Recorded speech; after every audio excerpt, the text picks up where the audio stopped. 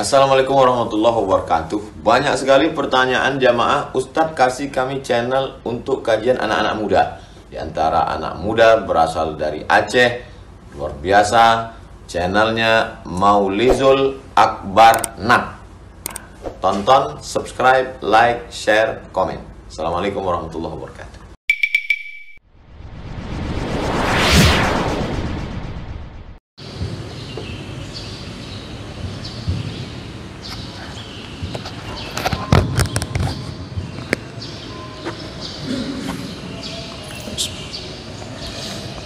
Assalamualaikum warahmatullahi wabarakatuh. Alhamdulillahirabbil alamin. Wassalatu wassalamu ala nabiyyina al-Mustafa Muhammadin wa ala alihi wa ashabihi ajma'in. Amma ba'd. Rabbi shrah li sadri wa yassir li amri wa hlul 'uqdatam min lisani yafqahu qawli.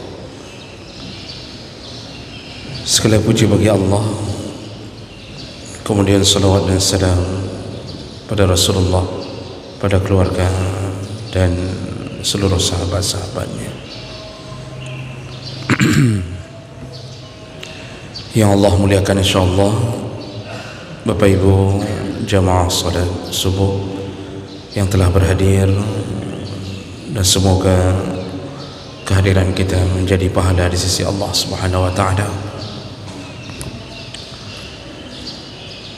Kita melanjutkan pembahasan masih di dalam bab anjuran untuk memperbanyak sedekah dan sekaligus ancaman atas sifat kikir. Di pertemuan yang lalu kita membahas hadis Nabi dari Abi Hurairah, yaitu tentang pertanyaan Nabi kepada para sahabat, siapa di antara mereka yang hari itu melakukan puasa sunnah, dan ternyata Abu Bakar yang menjawab bahwa dia yang sedang melakukan puasa sunnah. Lalu ditanya lagi oleh Nabi, siapa yang hari itu sudah memberi makan orang miskin, dan ditanya lagi siapa yang sudah mengiringi jenazah, mensalatkannya, mengiringinya. Lalu kemudian ditanya lagi siapa yang sudah mengunjungi saudaranya yang sakit. Semua pertanyaan itu dijawab oleh Abu Bakar. Lalu Rasulullah SAW berkata, kalau berkumpul 4 amalan tadi dalam satu hari, maka dipastikan orang tersebut akan masuk surga. Jadi kalau berkumpulnya kebaikan yang 4 di dalam satu hari, maka dipastikan masuk surga. Nah, ini kita sudah mengambil kesimpulan bahwa dari 4 amalan yang Nabi sebutkan yang berhubungan langsung dengan Allah itu hanya satu, yaitu melakukan puasa sunnah. Yang lain semua amalan itu adalah amalan yang berhubungan dengan manusia, yaitu memberi makan, mengurusi jenazah, mensalatkan, mengiringinya, dan mengunjungi saudaranya yang sakit. Jadi ini isyarat bahwa sosial itu lebih besar perhatian Allah dan perhatian Nabi dibandingkan melakukan amalan-amalan sunnah, tetapi kita tidak mengimbanginya dengan hubungan baik dengan sesama manusia. Baik, kita lanjutkan hadis berikutnya dari Umar ibn al-Khattab radhiyallahu anhu qala su'ila Rasulullah sallallahu alaihi wasallam. Rasulullah pernah ditanya oleh salah seorang sahabat. Pertanyaannya adalah ayyul a'mal afdal, amalan mana yang paling afdal. Nah, jemaah melakukan Allah, sebelum kita lanjut, banyak hadis-hadis tentang amalan mana yang paling afdal, dan jawaban Nabi ada kalanya berbeda-beda. Nanti di satu tempat beliau menjawab tentang salat, di satu tempat beliau menjawab tentang ini, di tempat lain beliau menjawab tentang amalan yang lain. Ini semua kalau dikumpulkan maka menjadi amalan-amalan yang terbaik di antara amalan baik. Kemudian yang kedua, Rasulullah sallallahu alaihi wasallam itu sangat memahami psikologi orang yang bertanya. Jadi kalau orang yang bertanya punya keinginan sekaligus kekurangan pada amal tertentu, maka beliau akan menguatkan amal itu. Nah, inilah karakter dan kecerdasan Nabi kita Muhammad sallallahu alaihi wasallam. Dan semua yang beliau jawab itu adalah tuntunan dari wahyu. Jadi bukan semata-mata keinginan beliau, karena beliau adalah utusan Allah. Nah, kali ini ditanya amalan apa yang paling afdal, maka Rasulullah menjawab, yang pertama, idkhaluka as-surur ala mu'min. Amalan yang paling baik, paling bagus, yang pertama adalah engkau memasukkan rasa bahagia kepada saudaramu yang muslim. Jadi menyelipkan as-surur, menyelipkan kebahagiaan kepada sesama muslim, itu adalah perkara yang kita anggap ringan, padahal termasuk amalan terbaik. Yang namanya memasukkan bahagia, maka orang yang menerima kebahagiaan itu tentu berawal dari kesusahan, karena tidak disebut memasukkan bahagia bagi orang yang memang sudah bahagia. Jadi ini bahasa memberi isyarat ada orang susah, lalu kita datang. Begitu kita datang, maka menjadi sumber kebahagiaan, maka kita sudah dianggap melakukan amalan yang paling baik. Jadi ini amalan ini sederhana Bapak Ibu. Apa saja, ketika kita berkunjung ke rumah saudara kita, di saat kita berkunjung dan mereka merasa bahagia, itu adalah pekerjaan yang mulia. Dan mereka lebih berbahagia lagi ketika kunjungan kita dibarengi dengan hadiah. Datang kita saja mereka sudah bahagia. Makanya ketika kita kadang-kadang kita telepon, kita katakan bahwa ini kami mau ke rumah ya, itu langsung satu rumah merasa alhamdulillah, itu Om mau ke rumah, itu Pak Wah mau ke rumah. atau teman, ini teman lama nih mau ke rumah, udah lama tak ketemu. Semua derita di dalam keluarga terlupakan dengan kedatangan kita. Itu sudah disebut membahagiakan orang.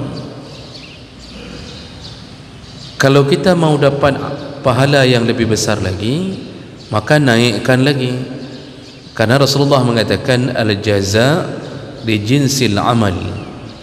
Pahala itu beriringan dengan besarnya pengorbanan. Kita datang, orang bahagia, itu sudah bagus. Namun ketika kita datang, kita bawakan berbagai macam roti, minuman, buah-buahan, ini menambah-nambah kebahagiaan mereka. Walaupun nanti tentu di orang kita timur itu kan banyak basa-basinya. Begitu kita turunkan makanan, kita turunkan apalah, mungkin kita belikan martabak, mie, macam-macam, maka dia akan mengatakan, "Ana mupur repot-repot," kata dia. "Tak apa repot-repot." Tapi kalau kita tidak bawa, dia akan mengatakan kepada suaminya setelah pulang, "Kok kri urang musabah martabak anak ime." Itu memang kehidupan kita begitu. Kalau kita bawa, seakan-akan mereka merasa tak memerlukannya, tapi mereka bahagia. Apalagi anak-anak yang paling polos itu. Anak-anak itu begitu kita turun di rumah saudara kita, kita turunkan anggur, turunkan jeruk, apel, itu anak-anak tidak ada cerita basa-basi kayak bapak dengan mamaknya. Anak-anak itu paling suci, komentarnya komentar yang paling jujur. Kalau enak, enak, kalau tak enak, tak enak. Itu anak-anak, tidak ada cerita dia berbasa-basi, berbohong. Makanya ketika kita turunkan makanan-makanan itu, anak-anak di rumah itu langsung mengatakan, "Hore, hore saja kasih Pak. Alhamdulillah ada anggur, dah 10 tahun tak makan anggur." Berarti ayah roy kredit. Al-jaza li jinsil amal. Ketika kita datang membahagiakan orang, itu amal terbaik. Kita selama ini mungkin menganggap biasalah, tapi di sisi Allah tak biasa. Maka kehidupan di masa Nabi itu semua saling membahagiakan, semua berusaha saling membahagiakan. Maka menghantar makanan untuk membahagiakan saudaranya sesama mukmin dari masa Rasulullah, itu adalah pekerjaan yang sangat digemari. Bukan hanya menghantar sesuatu untuk Nabi, Nabi pun ada, apapun yang ada beliau hantarkan ke sahabat. Nabi pulang dari masjid, masuk ke dalam rumah, ditanya ke Aisyah, "Ada makanan apa?" Aisyah menjawab, "Tak ada makanan apa-apa." Rasulullah mengatakan, "Kalau begitu aku puasa saja." Tapi kemudian menjelang zuhur, Rasulullah dipanggil oleh Aisyah, "Ya Rasulullah, sudah ada yang menghantarkan makanan." Jadi kurma bercampur dengan susu. Rasulullah mengatakan, "Ya bawalah kemari, bawalah kemari." Padahal tadi aku sudah berniat puasa, tapi karena sudah ada makanan, maka aku berbuka. Nabi makan. Itu menunjukkan apa? Menghantar-hantar demi membahagiakan sesama mukmin, itu adalah salah satu amalan yang disebut membahagiakan orang. Itu kejadiannya tentu puasa sunnah boleh berbuka. Kalau puasa wajib tak boleh berbuka. Jadi jemaah melakukan Allah Subhanahu wa taala, ini amalan memasukkan bahagia. Itu bisa dapat dari semua perkara. Ada orang yang merasa susah menyelesaikan sesuatu, yang dia tak punya keahlian, apakah mau ngurus administrasi dalam sebuah urusan, dia enggak tahu bagaimana jalurnya, lalu kita datang dan mengatakan kenapa belum bantu, lalu kita bantu dia, kita permudah urusannya, timbullah kebahagiaan pada dirinya. Alhamdulillah, kalau kamu tak bantu, mungkin saya tak tahu mungkin mana ni mau buat ini, terima kasih banyak.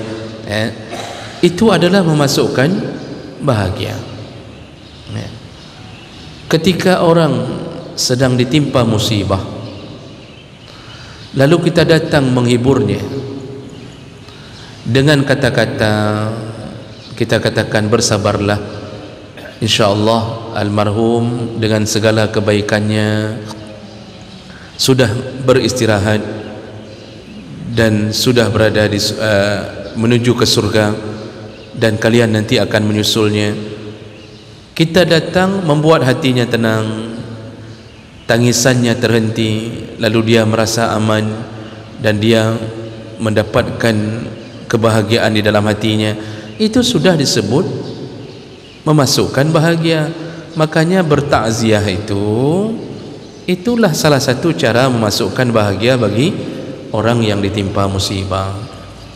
Maka disebut ta'ziyah, yaitu menghibur. Azza yu'azzi, ta'ziyah itu artinya menghibur, datang untuk menghibur duka. Tapi hati-hati, jangan sampai takziah menjadi sumber malapetaka. Sudah musibah tertimpa tangga, jadi jangan sampai kita takziah memesan-mesan makanan kepada orang yang sedang berduka. Nya malam ke-7 kambing jadi dia uang sedekah tak cukup, tapi terpaksa berhutang demi menyambut orang bertakziah. Nyan katalah yang tujuan takziah menghibur, bukan menghancurkan orang yang sedang ditimpa duka. Kadang-kadang kita ini saling menutupi, Pak. Padahal semua kita merasa, cula calo dalam 7 hari pertama setelah meninggal itu membuat kadang-kadang tak sempat air mata untuk kita tumpahkan. Menangis pun sudah tak sempat. Baru mau menangis sudah dipanggil sama tetangga, Kak Amah, boh mana ka habis gimana caranya, Kak Amah, togi kanyo, ka habis Pak, hancur-hancuran. Hitung-hitung boh tek-tok habis acara 7 huru mutang. Ada uang sedekah. Itu uang sedekah memang kita berikan untuk membantu keluarga, bukan untuk melayani makanan kita. Makanya jangan ngambek, jangan marah kalau pergi takziah cuma air putih, 1 kuih. Ini ada yang kadang-kadang ngambek, Pak. Datang ke takziah orang yang sebenarnya tujuannya untuk membahagiakan. Ini datang ke takziah orang begitu ndak dihidang, marah. Ndak dihidang marah, Pak. Makanan kadang-kadang disiapkan, kita disuruh antri saja, kita merasa tak terhormat. Harus dihidang, duduk dihidang. Kalau lagi jami sang-sang sudah acara lintu baru, sudah acara darah baru. Ini perkara ini harus dipikirkan. Jadi itu bukan hal yang bisa menyebabkan kebahagiaan. Kalau dalam tuntunan kan kita yang membawa, kita yang bawa, kita yang bahagiakan. Ini makanan dari kami. Itu 3 hari pertama itu semua tetangga-tetangga itu yang mempersiapkan makan untuk korban duka. Begitu tuntunannya. 3 hari pertama masa takziah awal itu hari ini lorong fulan sediakan makanan baik untuk si orang yang sedang berduka atau untuk tamu-tamu yang datang. Nanti malam kedua ini lorong ini dan lorong ini. Begitu tuntunannya. Jadi mereka duduk mereka tak perlu capek, mereka tak perlu keluarkan harta. Itu semua kita dapat pahala amalan terbaik, membahagiakan orang yang sedang susah. Jadi jangan dibalik keadaan ini, Pak.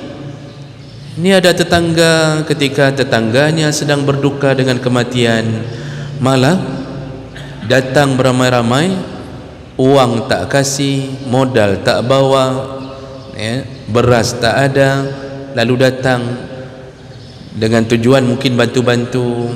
Dia bantu, dia lemparkan kerupuk muling ke dalam minyak, duduk. Itu yang dia bantu contohnya.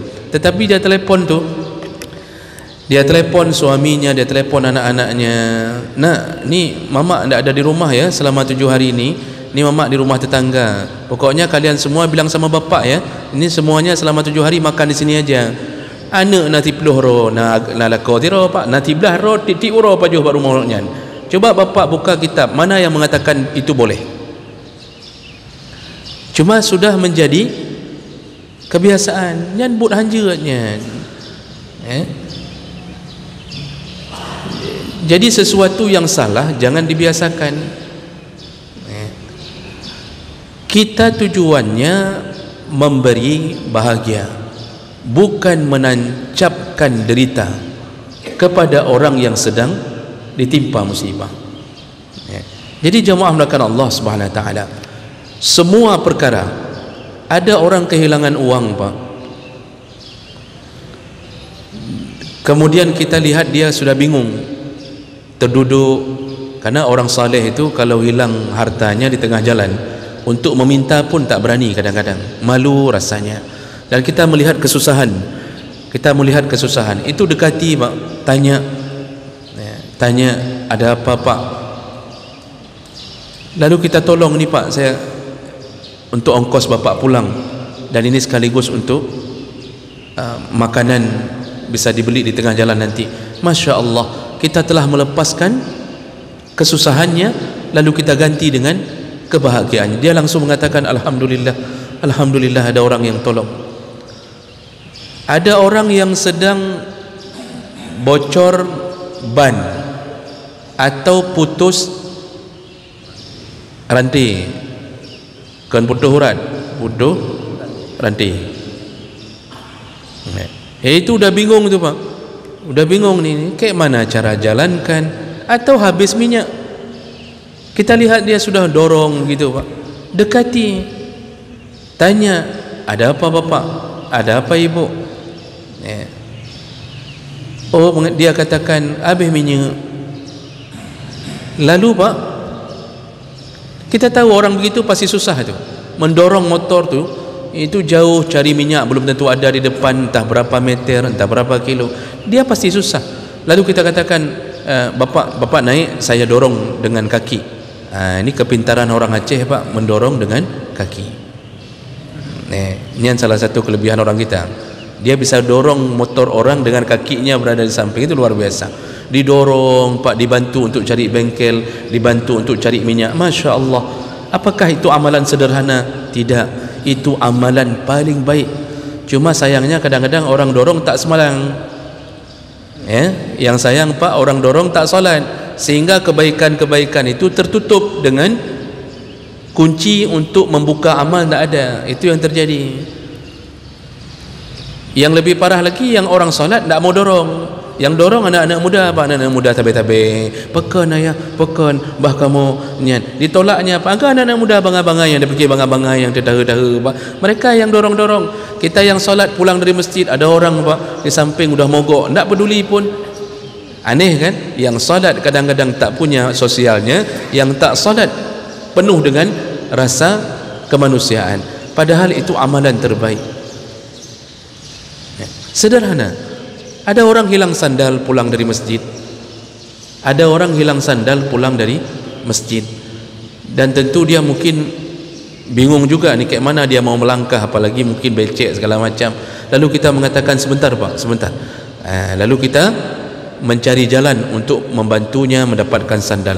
Apakah kita pulang ke rumah sebentar, kita bantu sandal, atau kita pinjam dulu, atau apalah. Itu amalan terbaik, yaitu membuat orang susah menjadi bahagia. Maka jemaah mulakan Allah Subhanahu wa taala, perkara ini adalah perkara yang kita pikir jalan-jalan yang sederhana, padahal itu adalah sesuatu yang besar di sisi Allah. Mungkin mudah-mudahan semoga amal kita itu yang dipilih Allah untuk menyebabkan kita masuk surga. Kalau satu orang bisa kita lepaskan kesusahannya, bagaimana dengan orang yang melepaskan kesusahan orang banyak? Ingat Bapak Ibu yang Allah muliakan, seseorang di Bani Israel, kata Rasulullah, ketika satu batang pohon jatuh ke jalan, lalu kemudian dia berniat, kupindahkan ini ya Allah agar kaum muslim yang lain itu bisa melalui jalan ini. Lalu dia berjuang memindahkan batang pohon itu dengan niat agar orang lain tidak mendapatkan mudarat. Ternyata Nabi mengatakan apa? Yataqallabu fil jannah. Allah pilih amalan itu untuknya, untuk menjadi penyebab dia masuk surga. Saking gembiranya dia masuk surga, yataqallab itu bulak-balik apa? Bulak-balik itu, qalbun itu berbalik-balik artinya. Jadi yataqallab itu bulak-balik, seperti orang yang terlalu bahagia. Kita kan kalau sudah bahagia sekali kan Pak, jak kena tiga, itu bahagia sekali. Kenapa dia bahagia sekali? Dia tidak nyangka amal dia memindahkan batang pohon menyebabkan Allah memilih amal itu untuk memasukkan dia ke surga. Maka banyak-banyak Pak, lepaskan derita orang, berikan kebahagiaan. Jadi kalau misal anak yatim, berikan bahagia. Anak yatim itu dilihatnya Pak ke atas pohon yang kita tanam di depan rumah kita yang sedang berbuah ranum, lalu dia lihat. Kalau bapak lihat anak-anak yatim melihat, itu jangan dihe-he. Ini kadang-kadang kita Pak begitu lihat anak-anak yatim di depan rumah kita sedang lihat rambutan yang kita tanam, mangga, kita langsung mengatakan bilang ana moho kena. Jangan begitu Pak. Mereka itu memang yatim, mungkin jarang dapat yang begitu Pak. Segera nak petiklah, nak naik petik, dipetiknya semua Pak, baru boleh kalau dia petik semua. Ini jangan buat, Masya Allah. Kadang-kadang kita sosial kita Pak kurang sekali. Apapun, termasuk melapang-lapangkan saf. Sederhanakan Pak, melapang-lapangkan saf. Rasulullah, Allah Subhanahu wa taala menyebutkan tafassahu fil majalis, berlapang-lapanglah di dalam majlis. Ada orang masuk, dia misal masuk Pak, dia bingung mau duduk di mana ni, dan kita lihat dia susah, kadang susah Pak. Ada orang tak mau kasih tempat, tapi ada orang mengatakan kena sini duduk, dia geser duduknya, dia kasih saudaranya untuk duduk. Apakah pekerjaan itu sederhana? Kalau sederhana, tidak mungkin Allah sebutkan di dalam Al-Quran. Allah yang suruh, berlapang-lapanglah, kasihlah tempat. Itu saja, Masya Allah, termasuk amalan paling hebat. Maka apapun yang kita temukan Pak, lepaskanlah. Saya teringat waktu tsunami, saya masih di Banda Aceh Pak, dan itu salah satu kisah yang paling masyhur yang beredar di Banda Aceh, yaitu ketika sedang terjadi tsunami itu, ada salah seorang aparat, kalau tidak salah entah brimob, entah polisi biasa begitu Pak, di tengah tsunami itu. Ini cerita orang banyak ceritanya Pak. Di tengah tsunami itu beliau berenang sana, berenang sini untuk menolong orang. Jadi dia tolong sana, dia tolong sini Pak, dia ambil orang tua, dia pisahkan, terus dia lakukan sampai beliau sendiri akhirnya meninggal, mati lemas. Itu masyhur ceritanya Pak. Meninggal beliau dalam tsunami itu setelah mencoba menolong orang. Mungkin itulah amalan terakhir yang Allah jadikan beliau sebagai penduduk surga. Maka banyak-banyak lepaskan derita orang agar orang bahagia. Bapak bisa bayangkan bahagianya seorang janda ketika kita kirimkan beras yang dia susah kayak mana mau makan bulan ini, tiba-tiba 15 kilo satu sak datang ke rumahnya, itu Masya Allah dia lepas rasa dukanya. Bapak bisa bayangkan ketika janda itu punya anak, lalu kita bayarkan SPP-nya, setelah dia tak diberi kesempatan untuk ikut ujian, lalu ada orang yang kemudian membayarkan, langsung dia akan sujud syukur, dia berterima kasih, dia bahagia, anaknya akhirnya selesai juga. Bapak juga bisa bayangkan kalau janda itu tiba-tiba datang lamaran dari kita, ini yang kehabis ya Pak ya. Selama ini beras, SPP, ujung-ujungnya langsung orangnya yang memberi beras melamarnya. Bisa bayangkan kebahagiaannya Pak? Bayangkan Pak. Dan Bapak bisa bayangkan penderitaan istri pertama kita setelah itu. Jadi jemaah melakukan Allah Subhanahu wa taala, ini amalan terbaik yang pertama, memasukkan bahagia ke dalam hati seorang mukmin, buat dia tersenyum. Kemudian yang kedua kata Rasulullah, asba'ta jaw'atahu, amalan paling hebat yang kalian lakukan yaitu asba'ta jaw'atahu, yaitu engkau melepaskan rasa laparnya. Orang lapar kita beri makan, subhanallah, apalagi sedang sangat kelaparan, kita beri makan secuil roti sudah cukup untuk memberatkan timbangan. Masih ingat Pak hadis beberapa pertemuan kita sebelumnya tentang seorang rahib di Bani Israel yang beribadah 60 tahun, lalu kemudian ternyata ada pelacur, ada seorang perempuan yang menginap di tempat ibadahnya, lalu berzina, terjadilah perzinaan 6 hari, ibadah 60 tahun lalu berzina 6 hari.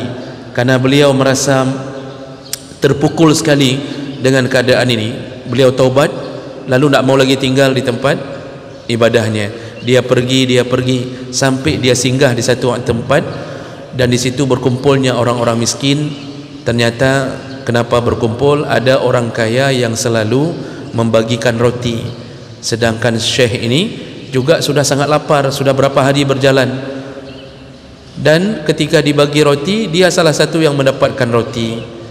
Rotinya habis dibagi, ternyata ada 2 orang miskin yang belum dapat roti. Ketika dia mau makan, dia terfikir ini ada 2 orang lagi belum makan. Akhirnya dia korbankan dirinya, dia belah roti itu, dia berikan kepada 2 orang miskin yang belum makan tersebut. Lalu dia meninggal dunia karena kelaparan. Rasulullah kemudian mengatakan, nasibnya di akhirat, ditimbanglah umur, ditimbanglah ibadahnya yang 60 tahun dengan zinanya yang 6 hari. Ternyata kalah pahala ibadahnya. Ibadah 60 tahun dikalahkan dengan zina 6 hari. Itu menunjukkan apa? Berarti iman tidak istiqamah, kalah Pak.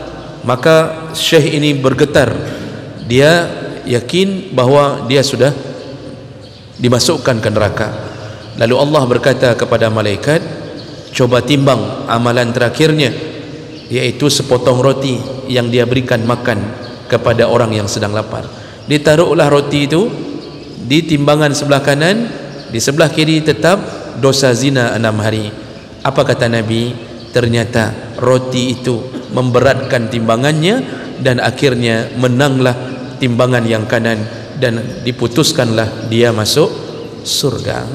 Sepotong roti. Maka Masya Allah, orang lapar tu Pak, kasih makanan. Dan ini tidak mesti orang miskin, musafir sedang kelaparan, itu berusahalah untuk menolongnya agar dia bisa melanjutkan perjalanannya. Maka beri makan ini, kadang-kadang kita disibukkan dengan memikirkan makanan kita sehingga kita lupa untuk memberi makan orang. Rasulullah SAW itu mengatakan, bukan mukmin, laisal mukmin, bukan seorang beriman. Siapa mereka? Orang yang tidur karena kekenyangan, sedangkan tetangganya tak bisa tidur karena kelaparan. Berarti kalau kita tinggal dalam satu komplek, kita yang PNS, kita yang sertifikasi, kita yang gaji banyak kena tunjang, kita yang membuka kulkas macam model makanan ada, mulai dari brownies, apalagi Pak, mocha, pupu, kita buka kulkas makanan tinggal pilih Pak. Hati-hati, kalau di dalam komplek kita tinggal ada orang miskin tak makan, tapi kita tertidur kekenyangan dengan makanan kita, tidak pernah pikiran ini terpikirkan bagaimana nasib tetangga itu, bagaimana anak yatim itu, bagaimana si miskin itu, tidak pernah mikir. Kita dianggap tak beriman. Jadi tetangga itu tidak mesti yang kanan kiri Pak. Satu lingkungan itu kita kenal semuanya, satu lingkungan itu tetangga. Jadi tidak masuk golongan orang beriman yang tidak mau memberi makan kepada orang yang kelaparan. Cuma sayangnya hari ini kita diganggu dengan penipuan-penipuan. Banyak yang mengaku lapar, mengaku tak ada makanan, tapi kemudian kita tertipu. Gara-gara si penipu ini, akhirnya kita mulai berjaga-jaga terhadap yang lain. Inilah gara-gara nila setitik rusak susu sebelanga. Ini gara-gara ini Mak. Ini gara-gara pengemis banyak yang nipu. Ada yang betul-betul membutuhkan pun kita tak mau kasih lagi, karena kita tak bisa tandai ini yang mana yang betul, mana yang tidak. Itu karena kerusakan akhlak, kerusakan moral. Tapi kalau kita kenal betul Pak, kenal betul orang-orang yang di dekat kita betul-betul lapar, jangan biarkan mereka kelaparan, tidak ada makanan. Kalau mereka berhutang, maka maafkanlah hutang. Kalau orang-orang lapar ni berhutang, Nabi bacut lona bro, saya mau beli ini makanan untuk anak. Kalau kita lihat memang dia tak ada, itu jangan dihutangkan Pak, jangan dihutangkan.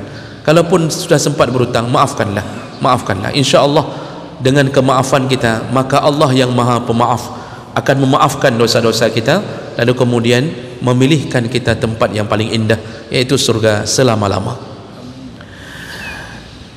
Sedikit lagi, 5 menit lagi sudah selesai. Kalaupun bertambah, paling bertambah 20 menit Pak. Yang ketiga, amalan terbaik, au kasauta auratahu, engkau beri pakaian kepada orang untuk menutup auratnya. Jadi memberi pakaian pun ternyata amalan terbaik. Makanya di dalam kafarah itu salah satu tawaran Allah adalah memberi pakaian, bebaskan budak, kemudian memberi makan 10 orang miskin, atau berilah pakaian 10 orang miskin. Memberi pakaian amal terbaik, karena menutupi diri wajib, maka sesuatu yang diwajibkan untuk ditutupi di saat dia tak ada, lalu kita kemudian memberinya, maka kita seperti sedang mengusahakan yang wajib sampai pada dirinya. Makanya memberi pakaian itu perkara yang baik, dan tidak mesti hanya menjelang Idul Fitri. Ini kita apa penyakit kita Pak? Kita ini sering memperbanyak pakaian sendiri. Ini ada keluarga kadang-kadang begitu menjelang Idul Fitri Pak, itu tarawih tidak ada lagi, sudah berkumpul di cula-cula Istiqamah, sudah berkumpul di pupu nan lompak serba 350 ribu, dah kumpul semua tu. 10 terakhir Ramadan kumpul, tidak ada. Kadang-kadang tarawih hanali demi memberi pakaian pribadi, padahal pakaian dalam lemari luar biasa banyaknya, tetapi karena menganggap ini hari raya, sehingga kita mempercantik diri. Orang miskin di samping kita tidak ada pakaian hari raya, hana so fikir mentiropi. Tidak ada. Kadang-kadang orang kaya dipanggilnya satu keluarga miskin, yuk kita ke serba 350 ribu, kalau bisa yang mahal-mahal. Kalau untuk orang miskin Pak, pilih, silakan pilih. Jarang Pak. Tapi kalau untuk anak, untuk isteri, kita bawa, lalu pilihlah suka-suka. Apalagi isteri mengatakan, kan si gege, kata si isteri, ini kan sekali-sekali bang, sekali-sekali Pak, sekali keluar 2 juta 3 juta. Cuba rubah Ramadan ini, cuba rubah, ajak itu anak-anak yatim yang miskin fakir itu, ajak pilih juga lah galak awak ni, pilih. Nanti Masya Allah, kalau itu model orang Pak, saya pilih untuk jadi wali kota berikutnya. Cuma saya tak tahu ni wali kota terpilih ada melakukan itu sebelumnya atau tidak. Mungkin beliau pun melakukan itu sehingga terpilih, wallah alam. Tapi Masya Allah, kita merindukan orang kaya begitu Pak. Ini perkara yang di masa Nabi perkara yang biasa, memberi pakaian. Nabi SAW ketika tidak mampu memberi, beliau ajak semua sahabat, kasih kata Rasulullah. Makanya kan ada hadis, ada satu rombongan datang ke masjid Nabi, pakaian robek-robek dari bulu domba, dan satu bani itu miskin semua. Lalu Rasulullah membacakan ayat wal tandur nafsum ma qaddamat lighad, wahai para sahabat, kata Rasulullah, dibacakan ayat, ingat-ingatlah masa depan kalian nanti di surga begini. Maksud Nabi, tolonglah, kalau mau hidup kalian di surga, tolonglah orang ini. Maka berlomba-lomba sahabat menolong, bawa pakaian, bawa makanan, sampai di masjid Nabi berubah jadi bukit pakaian, berubah jadi bukit makanan, saking cepatnya sahabat menolong sesama mukmin. Ini kita kalau untuk orang miskin, pakaian bekas kita kasih, lihat dalam lemari, buka satu-satu, kita tanya, hai, nyo hana pakai le ke? Ini udah lama tak pakai ni, kau kuning-kuning pi bacut nyo. Tajuk ke deh ke orang gasin. Ke orang gasin kasih pakaian bekas. Padahal Allah mengatakan apa? Lan tanalul birra hatta tunfiqu ma tuhibbun. Engkau tak akan menerima kebaikan yang sempurna dari Allah kecuali engkau berani memberikan yang terbaik yang engkau cintai kepada orang lain. Makanya beda Pak. Orang dengan imannya penuh, dia akan mengatakan jangan. Untuk orang miskin, yang ini mau kasih untuk pakaian di rumahnya, okey, tapi kita beli yang lain yang baru untuk orang miskin. Itu baru lan tanalul birra, baru dapat sempurna dari Allah Subhanahu wa taala. Itu syarat. Makanya apapun yang paling kita cintai, itu yang kita kasih. Kita sukanya ayam geprek, waktu tajuk kurung gasin gepreknya sih. Jadi jangan keremesnya, jangan keremuhnya, jangan sisa-sisanya. Kita suka buah yang paling enak, kasih ke orang miskin, itu juga, itu baru iman sempurna. Apa yang paling kita cintai? Ibu-ibu sangat mencintai suami, berikan suami kepada orang lain, jangan ditahan-tahan suaminya, biar juga orang lain bisa mendapatkan kebahagiaan. Terakhir, au qadaita lahu hajah. Terakhir, amalan terbaik kata Nabi, engkau menunaikan hajat seseorang. Dia membutuhkan kita. Saya pernah beri contoh Pak, ada orang sakit, misal tetangga kita tidak ada kenderaan Pak menuju ke rumah sakit, atau istrinya hamil, sudah bukaan ke 15, bukaan sampai padu boleh. Saya tidak hafal berapa bukaan, padu bukaan 4, sudah hampir lahir Pak. Kemudian suaminya udah bingung karena terjadi di tengah malam. Ni apa ni? Bagaimana cara kita bawa becak? Tidak ada, dengan Honda tidak mungkin. Kita punya mobil. Kalau kita mendengar gerasak gerusuk di samping rumah kita Pak, kita keluar, ada apa? Ini isteri mau melahirkan, hana nutupu mengempe. Kita punya mobil langsung siap segera Pak, ambil. Bisa nyupir? Tidak bisa, biar saya supirkan. Tolong orang, lepaskan hajatnya. InsyaAllah Pak, perbuatan itu mungkin sesekali, karena kan melahirkan kan sesekali, enggak tiap malam melahirkan, sesekali Pak. Tapi malaikat mencatat, Allah mengingat. Sekali lagi, semua orang yang sedang punya hajat, lepaskan hajatnya, kalau memang dalam bentuk kebaikan. Inilah amalan terbaik yang Nabi pernah sebutkan di dalam hadis riwayat Tabrani dengan derajat yang hasan. Mudah-mudahan kita bisa mengambil salah satunya, dan semoga Allah Subhanahu wa taala memilih amalan itu menjadi penyebab kita masuk surga insya-Allah.